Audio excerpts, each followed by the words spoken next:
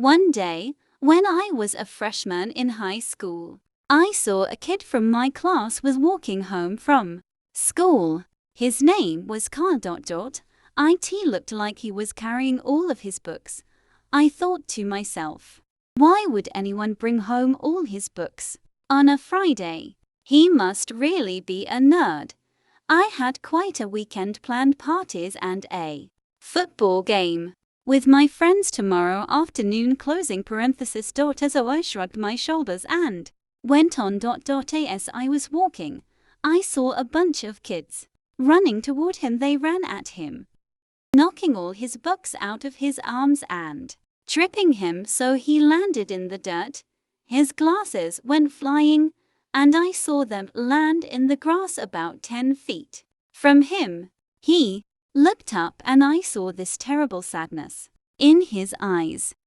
My heart went out to him, so I jogged over to him as he crawled around looking for his glasses, and I saw a tear in his eye.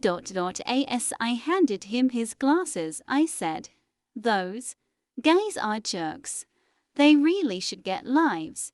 He looked at me and said, "Hey, thanks." There was a big smile on his face. It was one of those smiles that showed real gratitude.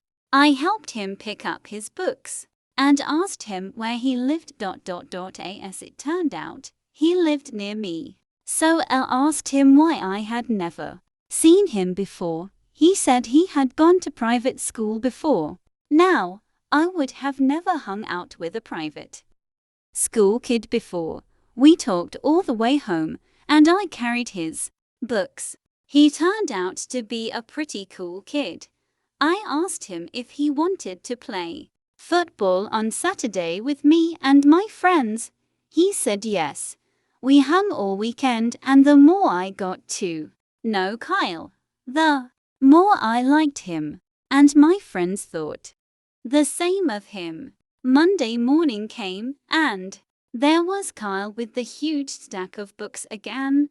I stopped him and said, "Darn boy, you are gonna really build some serious muscles with this pile of books every day." He just laughed and handed me half the books. Over the next 4 years, Kyle and I became best friends. When we were seniors, we began to think about college. Kyle decided on Georgetown and I was going to Duke. I knew that we would always be friends, that the miles would never be a problem. He was going to be a doctor, and I was going for business on a football scholarship. Kyle was valedictorian of our class. I teased him all the time about being a nerd. He had to prepare a speech for graduation. I was so glad it wasn't me having to get up there and speak.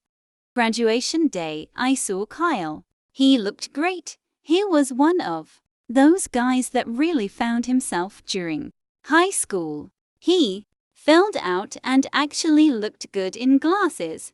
He had more dates than me, and all the girls loved him. Boy, sometimes I was jealous.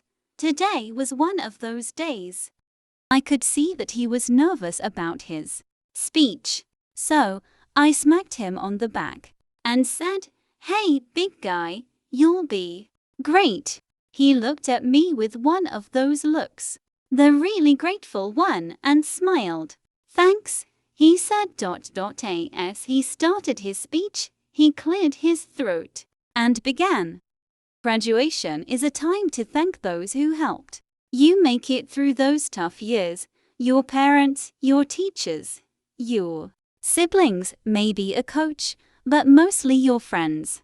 I am here to tell all of you that being a friend to someone is the best gift you can give them. I am going to tell you a story. I just looked at my friend with disbelief as he told the story of the first day we met. He had planned to kill himself over the weekend. He talked of how he had cleaned out his locker so his mom wouldn't have to do it later, and was carrying his stuff home. He looked hard at me and gave me a A little smile. Thankfully, I was saved. My friend saved me from doing the unspeakable. I heard the gasp go through the crowd as this handsome, popular boy told us all about his weakest moment. I saw his mom and dad looking at me and smiling that same grateful smile. Not until that moment did I realize its depth. Never underestimate the power of your actions. With one small gesture, you can change a person's life, for better or for worse. God puts us all in each other's lives to impact one another in some way. Each day is a gift from God. Don't forget to say thank you.